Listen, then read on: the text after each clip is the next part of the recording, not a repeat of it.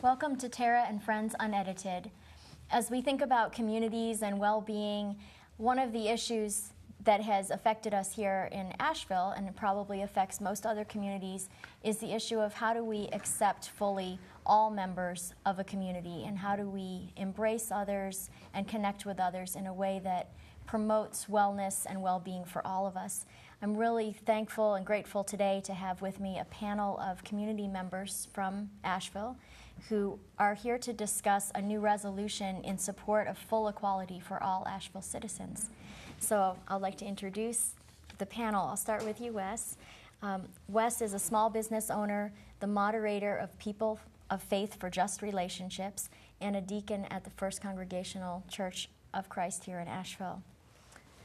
Thank you for coming today, Wes. Thank you for having us. Jackie Sims is a retired teacher of deaf and hard of hearing individuals. She has been affiliated with the Ethical Culture Movement since 1978 and helped found the Ethical Society of Asheville after living here 11 years in 2001.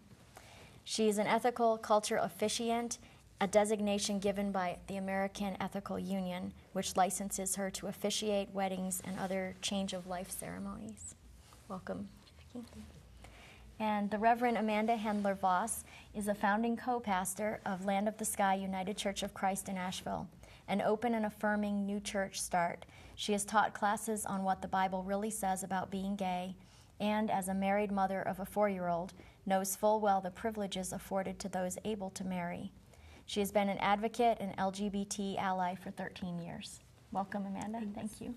And last but not least, Sue Null is a 16-year activist member of PFLAG, Parents, Families, and Friends of Lesbians and Gays, and a mother who considers herself to be doubly blessed because she has 2 gay children and 2 straight children. Sue and her husband were honored to be elected honorary Grand Marshals of the Houston Pride Parade in 2004. And she's happy to have opportunities to educate the public and to advocate for equal rights for GLBTs, gays, lesbians, bisexuals, and transgendered individuals. Welcome, Sue. Thank you. Well, thank you all for coming, and even before we met today, the conversation and the emails going back and forth have been really inspiring and informative for me. About this resolution, I'd like Wes to start by addressing what brought this resolution about and what is People of Faith for Just Relationships. People of Faith for Just Relationships is 5 or 6 years old now. It was organized as an interfaith effort to improve communication and education regarding, mostly regarding issues surrounding the gay marriage debate. And it was a year ago that we supported an initiative by the City Council to extend same-sex partner benefits to city employees, and that appears to be happening. It's in the works. And in the wake of the recent election, we felt it was necessary for Asheville, which is such a progressive community, to go on record more than we probably have, at a pitch loud enough for Raleigh to hear, that we support initiatives of this kind and want to go on record to that effect.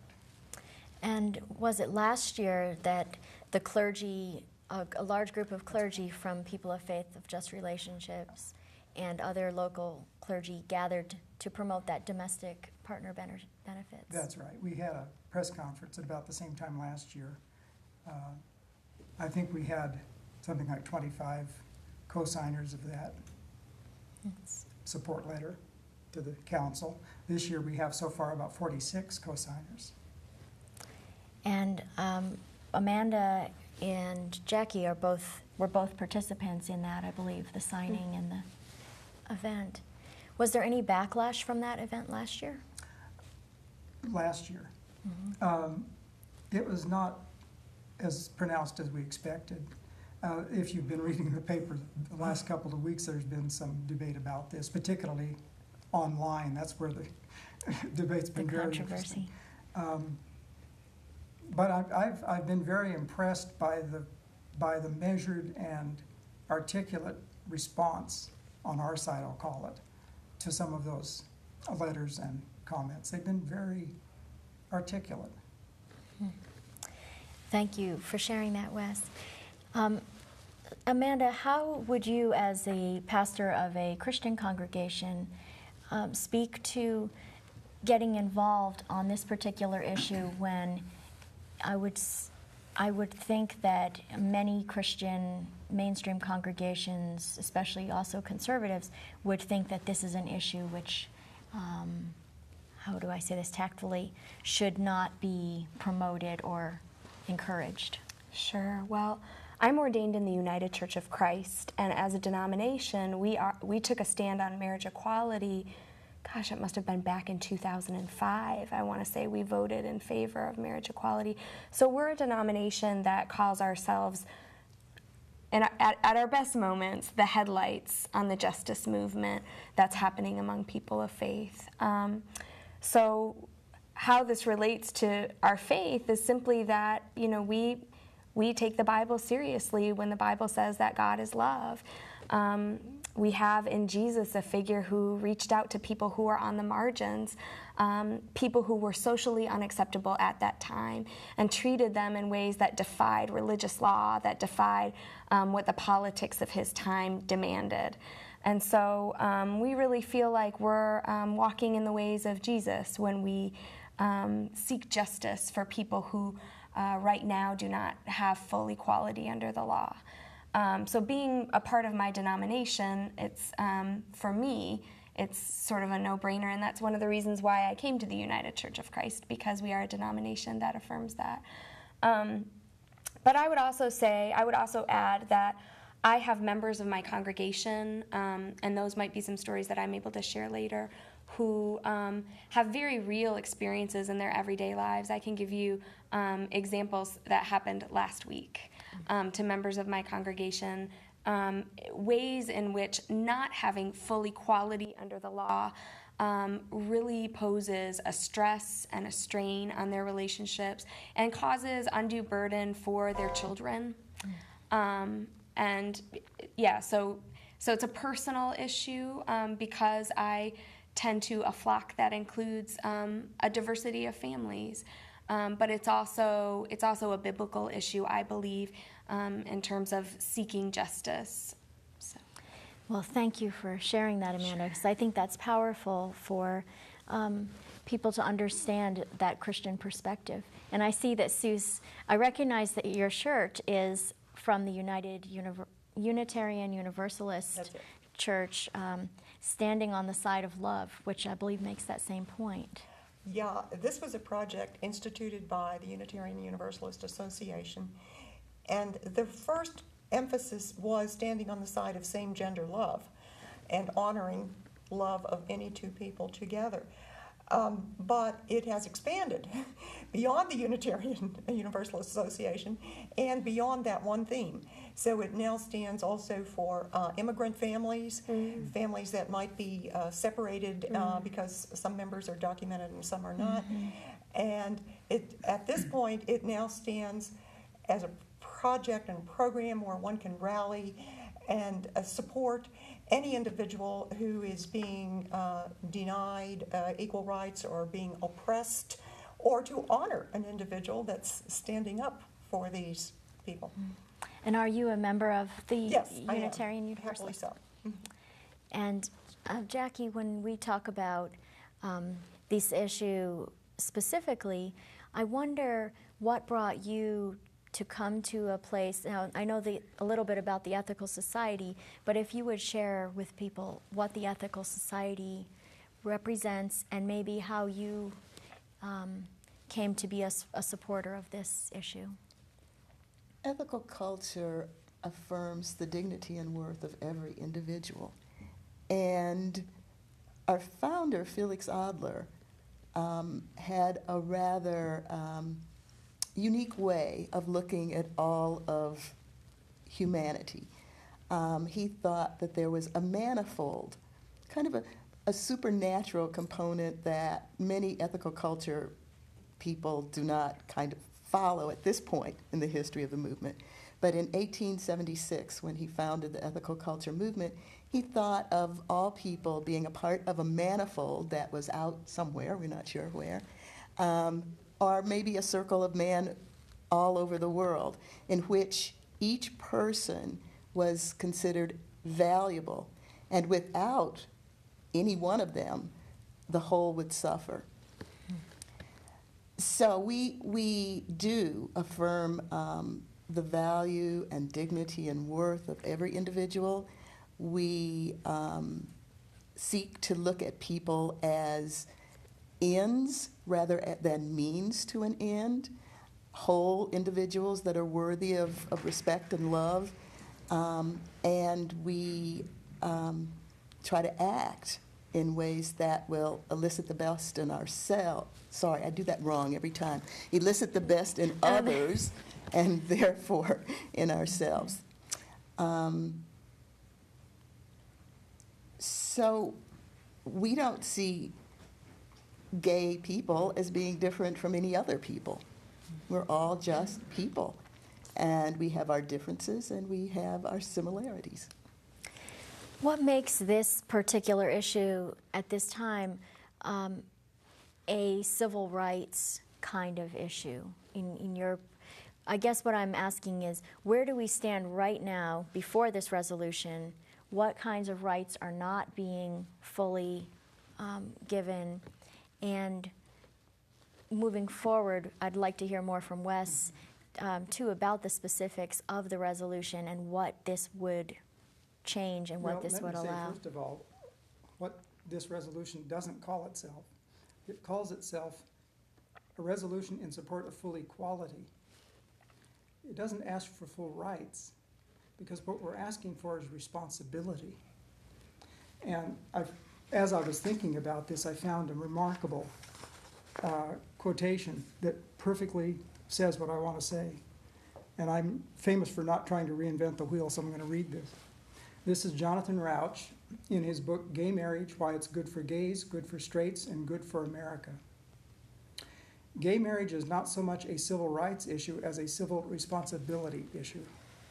If the first homosexual agenda, puts that in quotes, focused on gay rights, the right to have sex, the right to walk the streets in safety, the right to keep a job, the second focuses on gay responsibilities, marriage, military service, the rearing and mentoring of the young.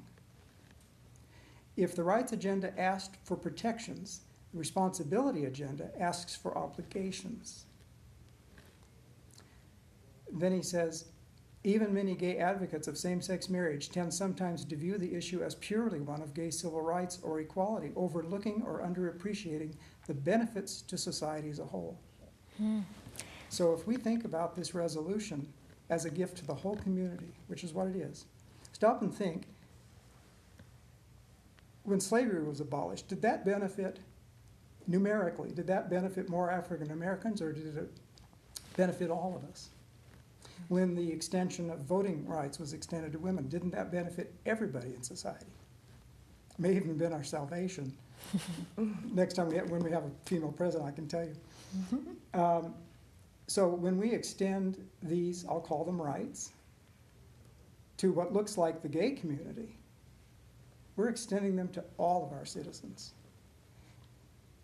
When waters end a drought, it lifts the boat we're all in. Well, that's a very powerful and beautiful response. Thank you for sharing that.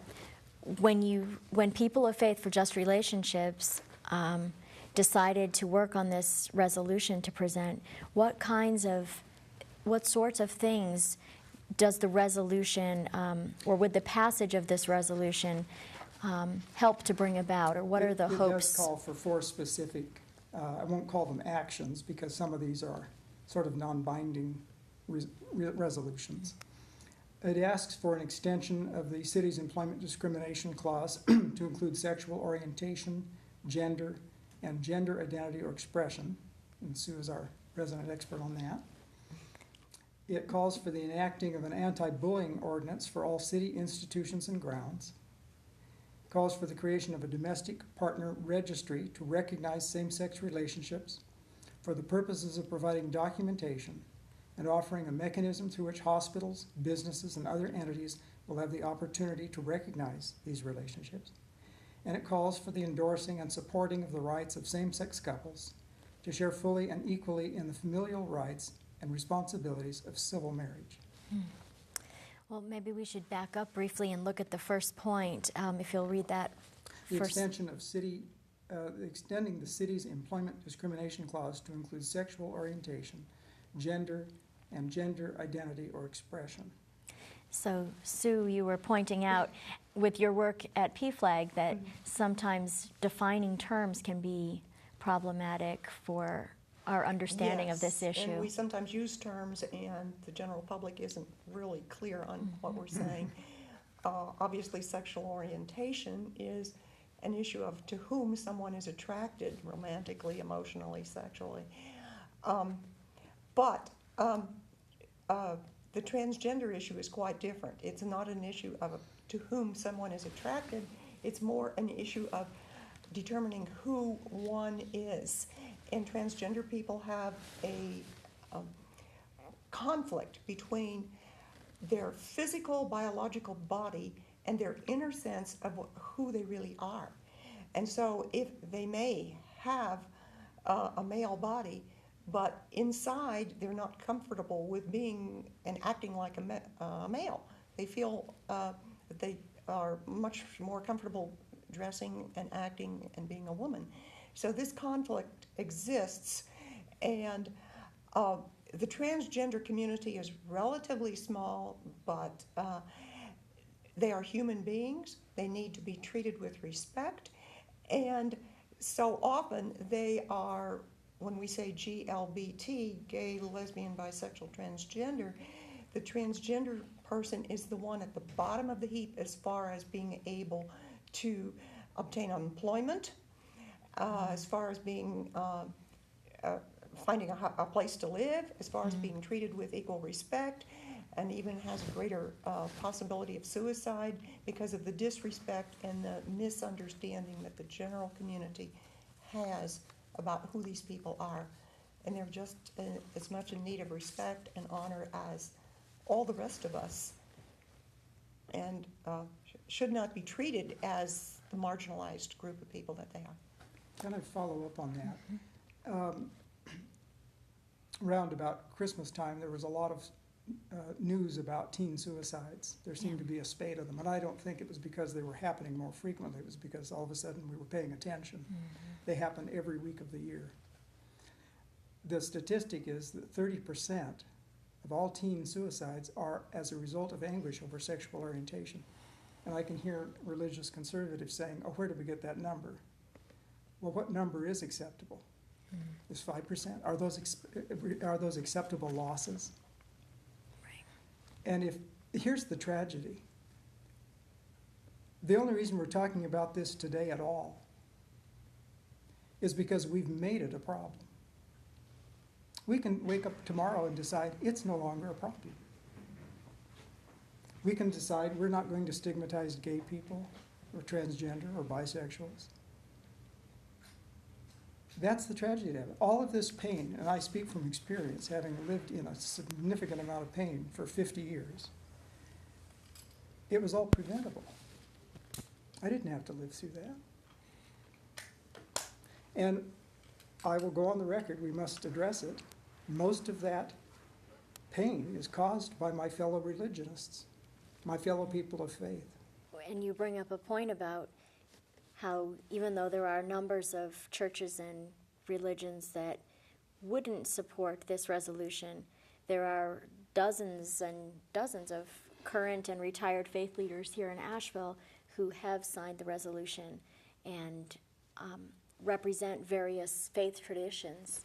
And may I say, I think that with the passage of time, we're going to look back on what's happening today with the same nonchalance we look at some of the other advancements in society. We're going to say, why was that ever an issue? I'm certain we'll say that. The North Carolina Council of Churches just issued a beautiful statement about that very thing. They now have a new openly gay council president. And he also he was associated and is associated with the Metropolitan Community Church. they said in that statement that the time will come when we'll wonder why this was ever a debating point.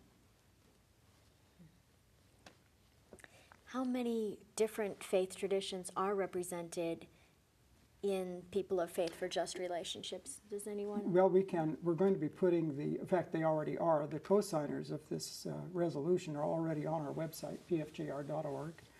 And at nccommit.org, you can actually read the resolution and sign on to it. You don't have to be a faith leader to do that. Anyone can show their support. And that will give you, that list will tell you who's signed it already and where their faith traditions are. And for each of you, how did you individually come to be involved with either People of Faith for Just Relationships or this particular resolution? Let's see. I'll tell it briefly. Mine's a funny story. I'm embarrassed even to tell it. I had just moved here 2 years ago, and a friend of mine who is active in PFJR said, "Would you like to attend this meeting?" I said, "Sure." "Where is it?" He gave me the address. I didn't even know it was at this church. It's at First Congregational United Church of Christ. I didn't know one church from another. So I showed up to this meeting, and at the meeting was this articulate, bright, straight ally. And I thought, who is this man who speaks with such knowledge and conviction about this? Where does he come from? He turned out to be Joe Hoffman, the senior minister of the church I was sitting in. That's how dumb I was. And it's my continued involvement has been mostly to sit at that man's feet. I have enormous respect for him. And let me just throw in that Joe and his wife Noelle Nickel were just awarded Equality NC just awarded them, what do they call it? Equality Champions for Western North Carolina. And I can't think of two more deserving people for that honor. For their work For in their this work, specific yes, issue, right. too. Right. Specifically for this work. Well, for the work they've been doing since, Joe, as many people know, was one of the few ministers who agreed or decided not to sign marriage certificates until he could do it for all couples. This was about 5 years ago. And now you're the moderator of the group. So you've, after attending, you're the moderator. Absolutely. It just means I'm the one who's decided I have the most time for it. I'm not the most capable person to do that. But it's a labor of love if ever there was one. Thank you for sharing that. Jackie, how did you come to be? I pretty much came to be involved in People of Faith for Just Relationships because of Joe Hoffman's stand. It was, he took a very public stand that he would no longer be involved in signing marriage licenses and therefore not be marrying people until everybody could be married. It appeared in the paper. I thought this was a brave statement. I was impressed. And because of his involvement, and then later Mark Ward made the public statement, who's minister at the Unitarian Universalist Church of Asheville, where I have been a friend since I moved here in 1990. And Monroe Gilmore, I knew also was involved in People of Faith for Just Relations. And I think it actually was Monroe who made me aware of meetings and invited me first to come.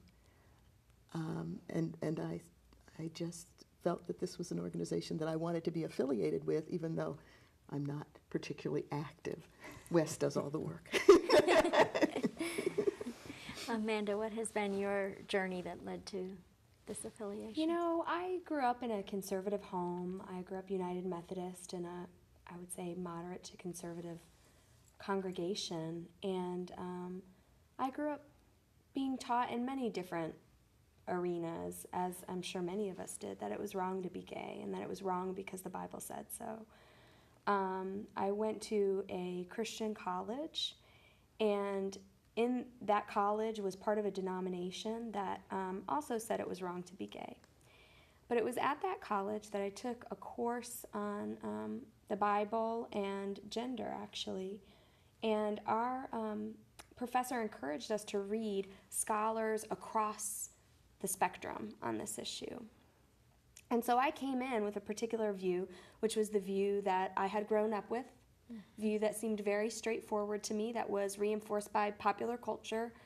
And when I actually took the time to study what biblical scholars were saying on all sides of the issue, and to talk about it with my peers, and in a context of education and academics, I changed my mind. I really looked at the issue, I examined it thoroughly, and I changed my mind on it. Later on in my college years, my best friend came out, and at one time she was the only out lesbian on campus. Wow. And we did some activism as much as we could on that campus. And also, I happen to be married. My husband is so wonderful. And he grew up in a family, he has 2 brothers, and one of them is gay. And his brother, who is gay, came out when he was in high school. And so that really, and I have thanked him for that, because that really informed and impacted my husband growing up with a gay brother who's just really a little over a year older than he is.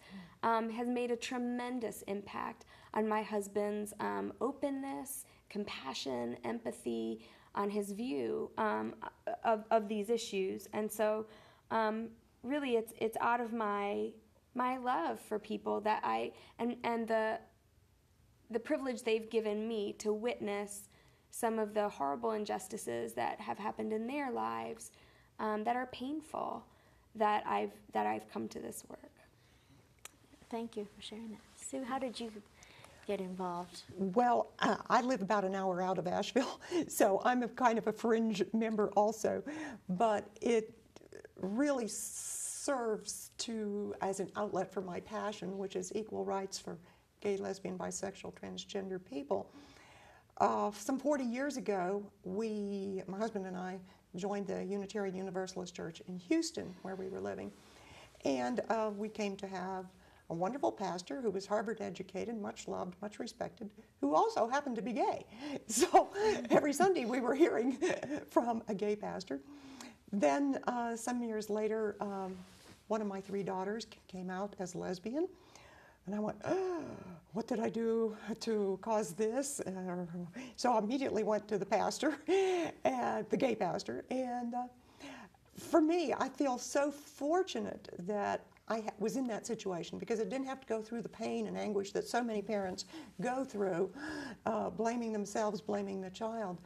And so when we retired here from Houston, I just kept my interest going. And as it turned out, it wasn't only my daughter who was gay, but some 15 years ago, we had a young Asian man who was living with us for a homestay. He realized he was gay. He became extremely distraught, and he couldn't live up to the ideals for an Asian son. And so that was my reason for taking him to PFLAG, which is PFLAG, Parents, Families, and Friends of Lesbians and Gays, and which is a wonderful support group for families and for lesbian and gay people who need support. And I met other people there who didn't have support from their families and who were desperately feeling terrible about themselves and about the world they were living in, because they thought they could never measure up because they were gay, lesbian, bisexual, or transgender.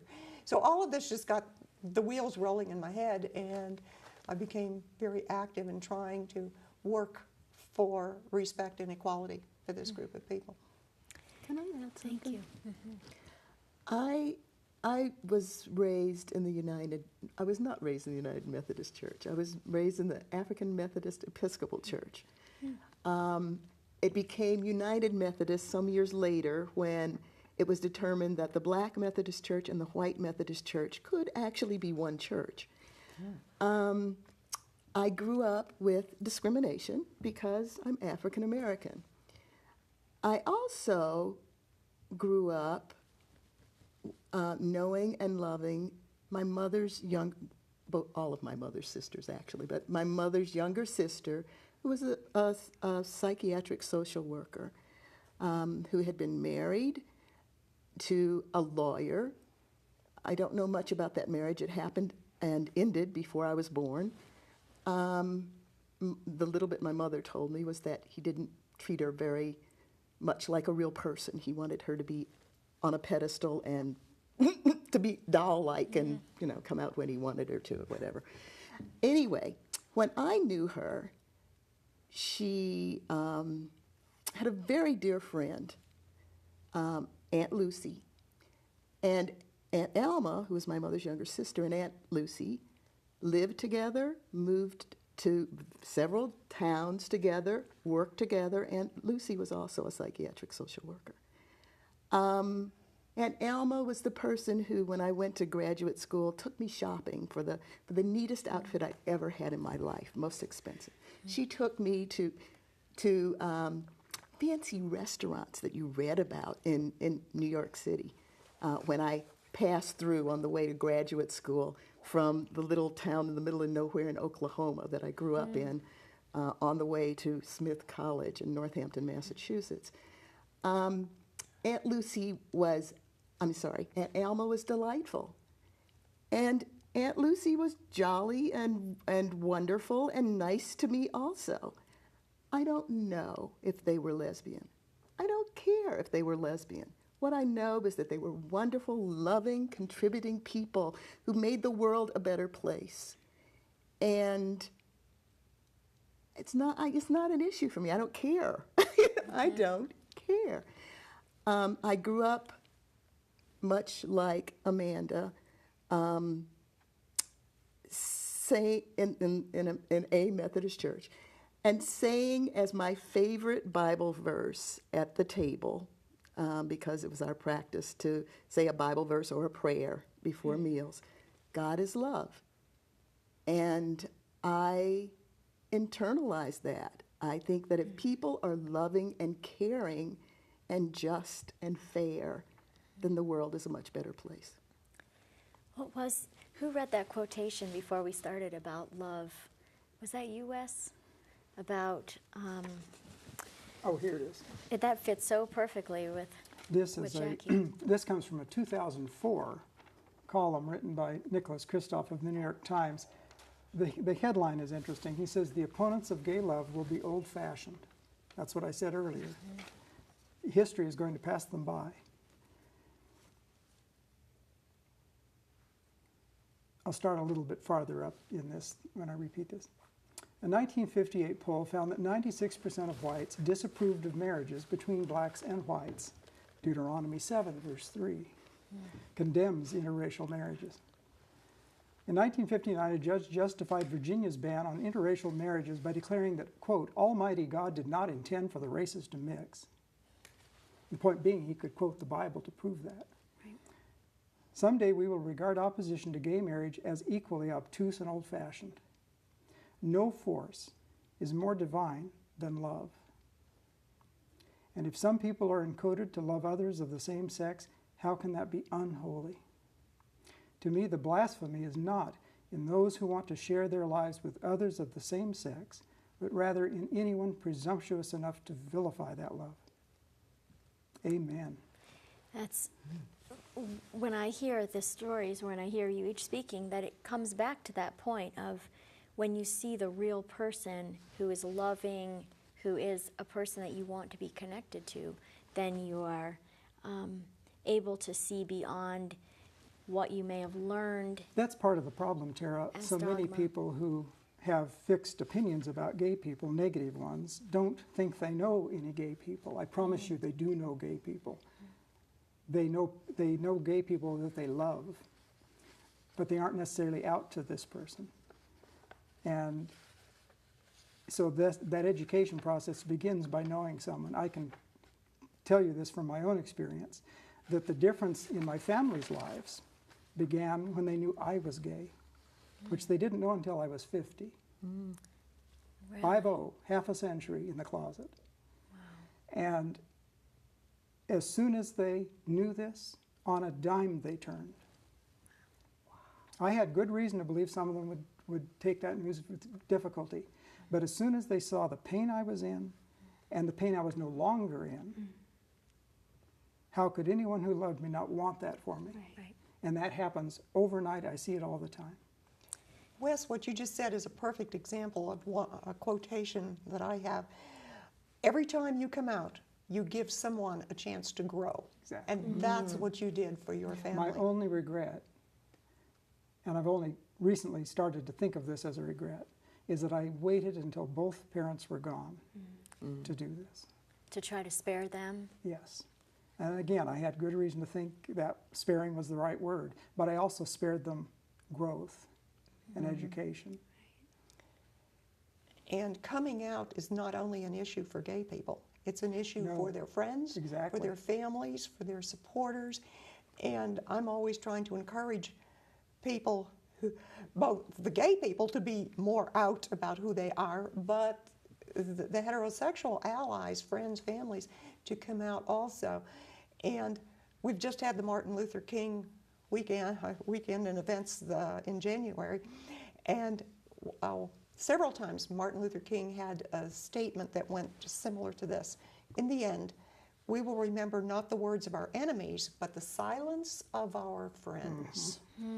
Silence is consent. So I think we need to always encourage our friends, our families, to come out about us, to actually speak up. And speaking up is sometimes not the easiest thing to do because we're afraid of getting in someone's face, or afraid of rejection, or afraid of invading someone's space. But if we're all going to sit around and be silent about these issues, we're not going to move forward. The other thing that's difficult, and I'm saying this to my gay brothers and sisters, be patient with family. I had 50 years to think about this, and I was a long time coming away from the internalized homophobia. I was the biggest homophobe out there. I did not like who I was. And I couldn't expect, although I got it, I didn't expect everyone to be instantly okay with it. I had time to think about it. So when I did come out, and I may as well have put it in a newsletter, I sent a letter to everybody who I'd ever shaken hands with, and I said, and I was sincere and I meant it, I'm giving you time to think about this. If you don't change your mind in my lifetime, that's not my business. But I had to give them the chance to do that. And I think, as we've read so many places, the younger generation doesn't see this as the big issue. It's becoming as the non-issue that it ought But to in be. the meantime, before that younger generation takes over, we still have people living lives of pain and anguish because of what the older generation has set up for them in regards to lack of rights and lack of respect. And they remember, a right delayed is a right denied. And some of what you're talking about is self-imposed, a decision to protect oneself and to stay internally, not coming out about one's personal orientation, or I guess I'll just stop there. But what I'm thinking is, as a society and as a community, we are helping to we're not helping them to have that freedom and ability to come out unless we continue to. Yeah, we're talking about a community-wide version of what we're talking about on the family level. Thank you. I'm trying to say there's that internal emotional, That's a and then good there's point. the outward community level of this issue. And I guess that there's still a lot of misconception out there about the fact some people don't realize that there isn't currently full equality. And so back to this, I would love for you to address that, Amanda, and I know that you don't have long too, so I'd love to still have time to pull in some of the ways that people in our community are affected by the lack of full equality and how this resolution will help them. Absolutely. So when we talk about people not having certain rights and also certain responsibilities, when two people are married under the law, they gain over 1,000 legal rights and responsibilities. Included in that, for example, is the ability to become the legal next of kin. In other words, to make end-of-life decisions on behalf of your spouse, to be able to have access to them hospital visitation, to be able to, if something happens to your spouse, care for the children that are yours and your spouse's. And replacing those rights piecemeal is very cumbersome and expensive and onerous. Why put anybody through that? That's right. Included So in same-sex couples can, through cost to Some of them. themselves, Some of them. Some of those rights can be acquired that way, but it's very difficult. expensive and time-consuming. and constantly shifting because as the General Assembly, shifts given an election, then the laws in each individual state might shift. Say you are partnered and you go through all the legal rigmarole in one state, but then you decide that you want to move to another state. Will your marriage be honored? Will your second parent adoption be honored? And so my understanding of this resolution seeks to create locally a domestic partner registry so that we don't have that problem in Asheville, until there's full marriage equality on a federal level. There will always be a problem in terms of full equality will not be achieved. But this is our attempt as a city to say that we value the contributions and we value just the personhood of every individual, lesbian, gay, bisexual, transgender included. And so we want to honor that. And one story that I wanted to tell quickly is that, and this is a sad story, we had a lesbian couple in my congregation who years back had what they considered to be their wedding. Now, it wasn't legal. In North Carolina, it's not legal for them to be married, but they considered themselves spouses and did all of the things that spouses do together and made a vow before their community, before some of their family members, that they would be life partners together. Under a set of tragic circumstances, one of them found themselves in the ICU at Mission Hospital. And they had not completed any kind of legal paperwork that would have said that as partners, lifelong partners, the other was the legal next of kin. And some of that, requires, as we've been talking about, lawyers and expenses. And frankly, I think they didn't even know. I think they just didn't even think about this situation happening. And so under the law, the woman who was in the hospital, technically her legal next of kin was her parents. And so it came time to make some end-of-life decisions. And it was a very painful because this person who was the spouse of many years was not able to make decisions on behalf of her loved one. And luckily, the parents were open enough and accepting enough to include her as they were making decisions. However, that's not the way it should be for married people. We should be able to make those end-of-life decisions on behalf of our spouse and be honored in that position. And so it was a situation where legally she was not given the honor of having the right to make those decisions, even though they had made those commitments. And this person did pass away, and so that's one example of how this happens right here in Asheville in a very practical circumstance. Now, the people at the hospital were wonderful, but they can't go around the law. The law legally says that your next of kin is, blank. So, this kind of thing is happening all the time, and people don't know about it, and that's the kind of thing that a domestic partner registry would seek to prevent that from happening. They would have been able to go and to register as domestic partners and take that into the hospital to say, look, we've made a life commitment, we have been together for all these years, and I have the right to make decisions on behalf of my loved one. So that was a story that I wanted to share. Thank you for sharing that, Amanda. Tara, you made mention that same-gender couples can draw up legal papers. Well, just think of the equality of this. You pay $60 or something to that effect for a marriage license. You can easily pay $6,000 and then some for these legal papers, and Which don't replace all of those. exactly, Only some. which do in no way cover all the circumstances. Don't begin to, no. So where is the equality in that? Right. I remember one time thinking of the Pledge of Allegiance that our kids recite daily in school. What are the last words? With liberty and justice for all. See That's a footnote. lie. See footnote. There is not liberty and justice for all. It's liberty and justice for the dominant group of people, and minorities have to fight for it. And the gay, lesbian, bisexual, transgender group is not there yet. They're working for it, we're working for them, but I mean, imagine something we recite every day in school, which is a blatant lie.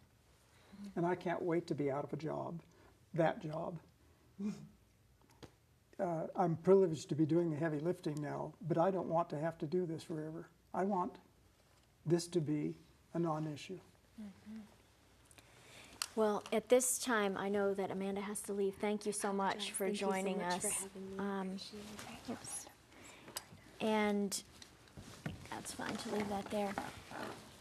And I wonder if you all would have specific opinions or advice to share for people who are watching this program who might not have realized that there's not full equality, that there's 1,000 some rights that are not given to same-sex couples, and ways that people can get involved to show their support and to help this issue move forward.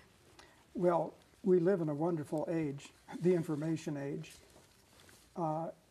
You have to decide to be ignorant if you don't avail yourself of the resources that are there. There is no shortage. If you only consulted the internet, you wouldn't run out of things to read on the subject. Google it and read to your heart's content. I was raised in a faith founded by a woman who began the book that she regards as her textbook. The first words are, "The time for thinkers has come." We can't hate our way out of this. We can't panic our way out of it. We have to think and love our way out of it. So true. And the resources are out there. Starting with our own website. Speaking of which, can people find more information on your website? By the time this airs, there will be a tab called Resources at pfjr.org, and anyone going to that site will find a good starting point at least. I have been struggling here. One of my talents is I'm really good at feeling other people's pain and feeling other people's joy. The Coca-Cola commercial, "I'd like to teach the world to sing in perfect harmony," brings tears to my eyes. So did Wes's story, though, Yes. about being hiding his homosexuality for 50 years. I walked around in black skin. It was obvious that I was different. And there were results because of that difference. I can't imagine what it would be like with makeup or something that hid the blackness, and me being afraid that somebody would find out. And you're raised by other black people. I'm raised by someone who is not only not gay, they don't expect me to be, wouldn't approve of me being. And so I had two problems. As this arc progressed, I got more and more and more depressed. So guess what? Now I'm pretending not to be depressed, because then I would have to explain why I'm not happy. And some of these youth that have had That's the exactly what bullying and the suicide, they may not even necessarily be gay. And if they are gay, they may not necessarily ever have had a gay experience, a sexual experience of acting upon that. And yet they have that same level of imposed, They know at the very least that they're in pain. yeah. But if it's even perceived, I guess I'm It's trying to perceived. say. And too. as I said in the beginning, it's unnecessary pain. This isn't multiple sclerosis or Lou Gehrig's disease or cancer. Right. We're doing this to ourselves, Right. completely unnecessarily. Or we are doing it to you, which is so inhumane. And to go back to the teen suicides last fall, the ones that were broadcast. The world is not a better place without those precious people in it. I promise you they're not. Their families aren't improved by it. Society isn't. We may have lost an Einstein. Who knows who we lost? And if God is love, a little bit of love left with them. It's very, We all know the quote from Martin Luther King where he says, "I have a dream that one day people will be judged not by the color of their skin, but by the content of their character." And we could revise one little section in that. We dream of the day people will be judged not by the sexual orientation of the person they share their life with, but by the content of their character. And in the long run, that's what's important. And I'm willing to be judged on that basis. We all are. But not just for and let's not confuse a state of being with a state of doing. I was gay before I came out, before I acted on it, before I did anything about it. I was gay. I was gay when I was born, and I knew I was gay when I was 5. It's a long time to stay inauthentic. And that was I keep going back to it, it's an unnecessary price to pay. And it's just another one of the lies that you hear from groups of people who say, "Oh, well, you chose to be gay." and I keep saying to them, "Have you talked to any gay people? Have you asked them when they chose to be gay?" Did they choose to be straight? Did they choose to Exactly. be left-handed? Did they choose Exactly. to have blue eyes or red But hair? they have these lies and misconceptions in their head, which they've heard all their life, and they can't imagine anything different. and yet, I think if we could find a way to frame this question on this issue and place it to them to say whether or not maybe we can't definitively know everything about everyone else's choice, but what are you in this moment going to choose? To stand on the side of love or to stand on the side of dogma or your comfort level, whatever it may be? What's the choices to love and connect and accept and grow and embrace the other? I hear the other side, love or injustice and persecution. And do I want to be responsible for persecuting others? And even if, let's just assume for the sake of it, we've veered from our, Right. but weren't we expecting that to happen? Let's assume the Bible is unequivocal about gay people. I don't happen to think it is, and we could debate that until the cows come home. But let's assume for the next 2 minutes that it does say that. Is it our job or God's job to judge? It's not my job. I don't want to be part of a religion that emphasizes discrimination, condemnation, judgment, exclusion of other people who are not quite like myself. That's a sick, And at the sick religion. very least, Sue, we're throwing away a resource when we say these people aren't going to be part of my life, and I don't even care if I have a letter in here from my cousin, and I came out to her. I keep it as a reminder, not of my pain, but of the pain that letters like this are causing my gay brothers and sisters. I'll read you the last sentence.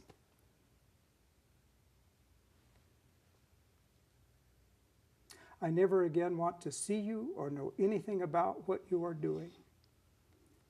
It is time to be honest and to tell you that I no longer consider you my cousin. Wow. And prior to this, we were bosom buddies, traveled together, talked, exchanged email every day. And she had never given me any reason to believe that she felt this way. But my heart breaks for her because she doesn't have me in her life anymore. Guess who lost? Well, you lost too. I lost too. Yeah. everybody loses Everybody, with this that's kind exactly of right. attitude. And it's preventable loss. That's what I keep coming Yeah. back to. Yes. So to come back to our There are no resolution. winners. So to in come this. back to our resolution, this is a chance to right some of these wrongs at very little cost. It's win-win-win. Win-win-win-win. There are 4 resolutions. Yeah. When will the resolution come before City It Council? should come up on February 22nd. And we require 4 votes for passage, and we tentatively have those. But we want 7. We And want 7 yeas. are there practical things that we can do or that the viewers can do to help? We can certainly make our voices known. That's all we can do. But it's important. Absolutely. Sue, did you have a story to share with Yeah. us at this time? I wanted to share a concluding story. Before I retired, I was working as an ESL teacher, that's English as a Second Language, to adults from other countries. And in one class, we read a book that some of you know, the children's book on The Secret Garden. And this is a story of renewal and enriching of one's life through gardening. When the story was over, I asked the students if they gardened. And they said, yeah, most of them did. Then they turned the question back to me, did I garden? Well, no, I don't have time. Well, then, of course, they wanted to know why I didn't have time. And I hesitated to answer because I thought, oh boy, I'd gotten in trouble before for being a little bit too outspoken. But they had already turned in their class evaluations. So I thought, okay, what the heck, I'll try this. So I said, I am a mother of a gay son and a lesbian daughter. And I spend all my free time working for equal rights for my children.